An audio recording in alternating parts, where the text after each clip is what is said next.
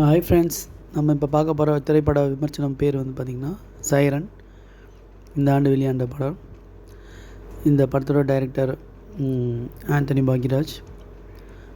Writing அவரு பண்ணியிருக்காரு. நடித்தவங்க பார்த்திங்கன்னா ஜெயம் ரவி, கீர்த்தி சுரேஷ், அனுபமா பரமேஸ்வரன், அழகம் பெருமாள், சமுத்திரகனி, துளசி, ஆஃபியா, இன்சேன் அஷ்ரஃப், முக்கியமாக யோகி பாபு. இந்த படத்தோட கதை பார்த்திங்கன்னா, பரோல் கைதியாக கதாநாயகன் வந்து பரோலில் வெளியே வராரு.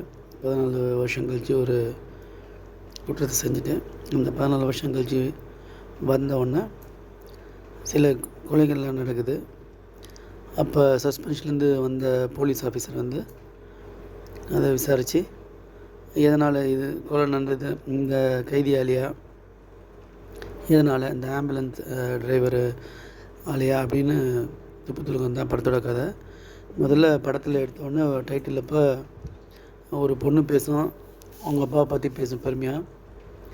அதை பார்த்தா நம்ம ஹீரோவை பற்றி தான். இந்த படத்தில் பார்த்திங்கன்னா கதை கரு வந்து இதுவாக இருந்தாலும் படம் சீன் பை சீன் ஃபஸ்ட் ஹாஃபில் நல்லா குயிக்காகவும் ஆக்டிவாகவும் போச்சு. நல்லா ஆக்ஷன் பேக்டு சீன்ஸ்லாம் நல்லா ஃபைட், அதெல்லாம் நல்லா ஆக்ஷனாக இருந்தது. இதில் யோகி பாபுவோட ஷேடோ போலீஸாக ஜெயம் ரவிக்கு வருவாங்க.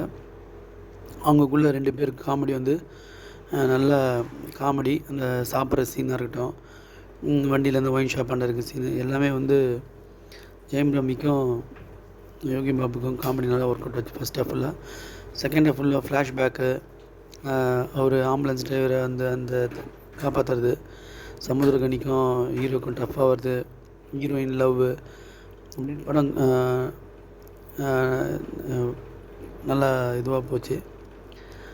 செகண்ட் ஹாஃப்லாம் வந்து பார்த்திங்கன்னா ஃபஸ்ட் ஹாஃபோட கொஞ்சம் இதுவாக இருந்தது, கொஞ்சம் தொய்வாக இருந்தது.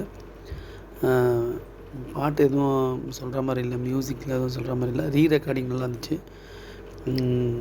சாமோட மியூசிக்கு ஆர்ஆர் நல்லா போச்சு. இதில் ஜிவியோட சாங்ஸ் தான் கொஞ்சம்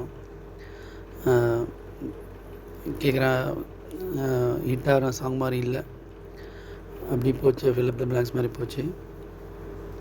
இந்த படம் ஃபஸ்ட் ஹாஃப் நல்லா இருந்துச்சு. ஜெயம் ரவியோட ஆக்டிங் வந்து கீர்த்தி சுரேஷ் தான் நானி படத்துலேயே நல்லா இருந்தது.